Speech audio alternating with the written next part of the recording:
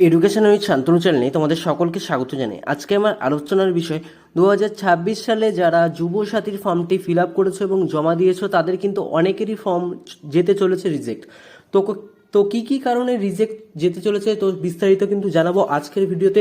ভিডিওটি একদম স্কিপ না করে শেষ পর্যন্ত দেখতে থাকো। ভিডিওটি ভালো লাগলে চ্যানেলটিকে সাবস্ক্রাইব করে দেবে এবং চ্যানেলে অবশ্যই একটি লাইক করে দেবে।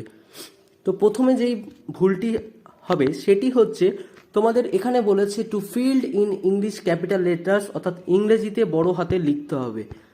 দেখে নাও, এই যে ইংরেজিতে কিন্তু বড় হাতের অক্ষর পূরণ করতে হবে। সেখানে যদি তোমরা ভুল করো তাহলে কি তোমাদের অ্যাপ্লিকেশনটি অর্থাৎ ফর্মটি কি রিজেক্ট করা হবে কি না সেটা কিন্তু জানাবো।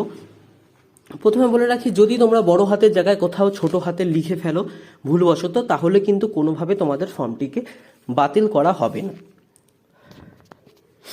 তারপর বলি, ফটোর উপরে যে সিগনেচার আছে অর্থাৎ ফটোর উপর যেই সই আছে সেই সইটা যদি কেউ না করে থাকো বা কেউ যদি মিডিল বরাবর ক্রস সাইনে যদি সই করে থাকো ফটোর উপরে, তাহলে কি হবে? যারা ফটোর উপরে সই করছো অর্থাৎ ফটো লাগানোর পর ফটোর উপরে যেই ফাঁকা অংশটা রয়েছে সেখানে যদি সই করে থাকো তাহলে কিন্তু একদমই ঠিক আছে, কোনোভাবে বাদ যাবে না। যদি ফটোটার উপর থেকে ক্রসভাবে সই করে থাকো তাহলে কিন্তু এখানে কিন্তু কোনোভাবে বাদ যাওয়ার সম্ভাবনা নেই। এরপরে রয়েছে দুয়ারে সরকার ক্যাম্পের রেজিস্ট্রেশন নাম্বার, যেখানে কিন্তু অনেকেই রেজিস্ট্রেশন নাম্বারটি দেয়নি বা অনেক রেজিস্ট্রেশন নাম্বার অর্থাৎ দুয়ারে সরকার ক্যাম্প থেকে কিন্তু অনেকেই রেজিস্ট্রেশন নাম্বারটি প্রোভাইড করেনি বলেই কিন্তু তোমরা দিতে পারোনি। তো সেক্ষেত্রে বলবো, কোনোভাবেই কিন্তু তোমাদের দুয়ারে সরকার রেজিস্ট্রেশন নাম্বার যদি না দাও কোনোভাবেই কিন্তু ফর্মটিকে বাতিল করা হবে না, অর্থাৎ তোমাদের ফর্মটি রিজেক্ট হচ্ছে না, তোমাদের ফর্মটি ঠিকঠাকই থাকছে।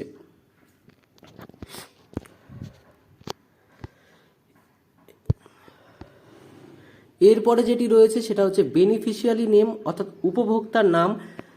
উপভোক্তার নাম কিন্তু এখানে তোমাদের নিজের ইচ্ছা মতো লিখতে হবে না, আধার কার্ডে যা আছে সেটা দেখে লিখে ফেললেই কিন্তু হবে না। এখানে মাধ্যমিক বা সমমানের পরীক্ষা অনুযায়ী কিন্তু এখানে তোমাদের আধার নিজের নামটি কিন্তু এখানে বসাতে হবে। এরপরে রয়েছে মোবাইল নম্বর। যদি কেউ কোনোভাবে মোবাইল নাম্বার একটা এবং দুটো ডিজিট ভুল করে থাকো তাহলে সেক্ষেত্রেও কিন্তু তোমাদের ব্যাংক ভেরিফিকেশন সেক্ষেত্রেও কিন্তু তোমাদের রিজেক্টই হতে পারে।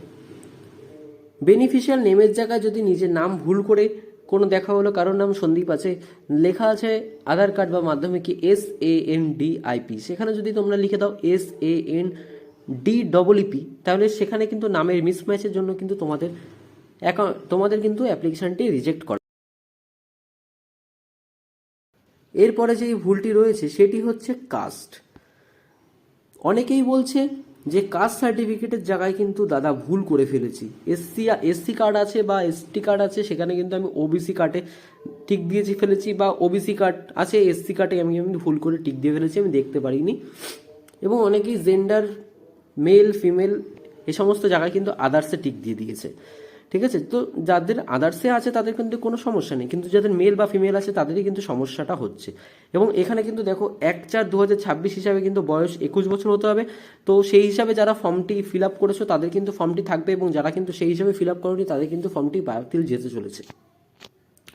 এবং অনেকেই কিন্তু মেরিটিয়াল স্ট্যাটাস এখানে কিন্তু টিক চিহ্ন দেয়নি, তো তাদেরও কিন্তু বাতিল যেতে চলেছে। সার্টিফিকেট নাম্বার কি থাকছে SC ST OBCর, সেটা কিন্তু না দিলেও কিন্তু বাতিল যেতে চলেছে তোমাদের ফর্মটি। তারপরে রয়েছে হাউস বা প্রিমিস নাম্বারটি যদি তোমরা না দিয়ে থাকো তাহলে কিন্তু কোনোভাবে বাতিল যাবে না, সেখানে কিন্তু কোনো রকম চিন্তা নেই। পরের পেজটিতে আমরা দেখে নিই।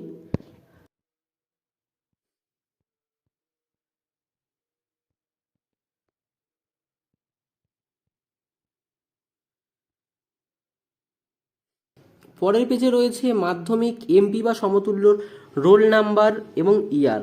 অনেকেই কিন্তু রোল এবং নাম্বারের জায়গাটায় ভুল করছো এবং ইয়ারটা কিন্তু অনেকেই লিখতে ভুলে গেছে, সেটা কিন্তু অনেকেই কমেন্ট করে আমাকে বলেছো।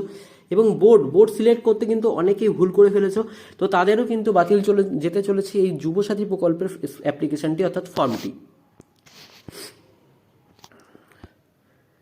এডুকেশনাল কোয়ালিফিকেশন অর্থাৎ শিক্ষাগত যোগ্যতা, অনেকেই লিখেছো কিন্তু যে আনএমপ্লয়েড, অনেকে লিখেছে স্টুডেন্ট, অনেকে লিখেছে তোমরা লেবার, অনেকে লিখেছে ফার্মার। তো এখানে তোমাদের কি হতে চলেছে, তোমাদের শিক্ষাগত যোগ্যতা যেটা আছে, অর্থাৎ তোমরা শিক্ষাগত যোগ্যতা যেটা পাস করেছো সেটাই কিন্তু লিখতে হবে। এইচএস পাস থাকলে এইচএস পাস, এবং মাধ্যমিক পাস থাকলে ম্যাট্রিক পাস, এবং কলেজ পাস থাকলে কিন্তু বিএ পাস লিখতে হবে। প্রেজেন্ট অকুপেশনের জায়গায় কিন্তু তোমাদের অবশ্যই আনএমপ্লয়েড লিখতে হবে। আনএমপ্লয়েড না লিখলে যে বাতিল যাবে ফর্মটি এমনটি কিন্তু নয়, তবে আনএমপ্লয়েড লেখাটাই কিন্তু সঠিক লেখা। এরপরে রয়েছে ব্যাংকের নাম, শাখা, অ্যাকাউন্ট নম্বর, আইএফসি কোড। অনেকেই কিন্তু ব্যাংকের নাম বা ব্রাঞ্চ নেম বা অ্যাকাউন্ট নম্বর বা আইএফসি কোড ভুল লিখেছে, সেক্ষেত্রে কিন্তু অবশ্যই ফর্মটি তোমাদের বাতিল যেতে চলেছে। তারপরে রয়েছে যে অন্য কোনো সরকারি সাহায্য পান কিনা রাজ্য সরকার প্রদত্ত সুবিধাগত সুবৃত্তি বা বৃত্তি ছাড়া। অনেকেই আমাকে কমেন্ট করে বলছো, দাদা আমি তো এখানে পাই কিন্তু আমি না লিখে ফেলেছি, তো আমার কি ফর্মটি বাতিল যাবে? হ্যাঁ, তোমাদেরও কিন্তু ফর্মটি বাতিল যেতে চলেছে। এরপরে রয়েছে সেলফ অ্যাটেস্টেড ফটো কপিস।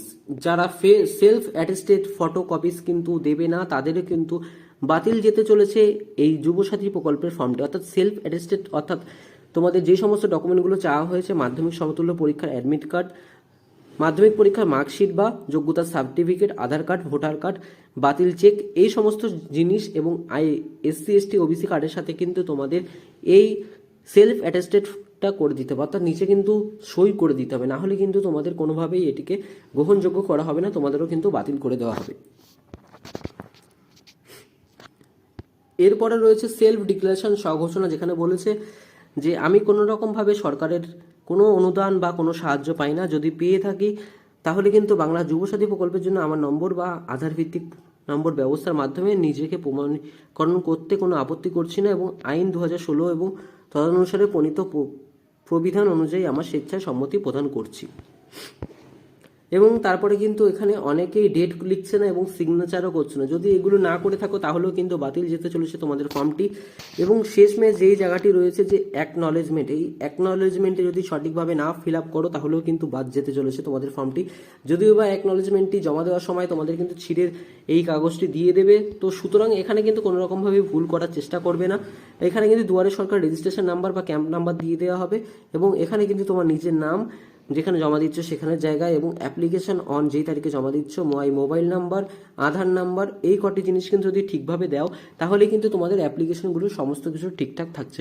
বুঝাতে পারলাম আজকে যে কিভাবে যুবসাথী ফর্মে কোন জায়গায় তোমাদের ভুল করলে কিভাবে বাতিল হতে পারে, কিভাবে বাতিল না হতে পারে। তো আশা করি ভিডিওটি অবশ্যই ভালো লেগেছে। ভালো লেগে থাকে চ্যানেলটিকে অবশ্যই সাবস্ক্রাইব করে দেবে যুবসাথী প্রকল্পের সমস্ত আপডেট সবার আগে পাওয়ার জন্য।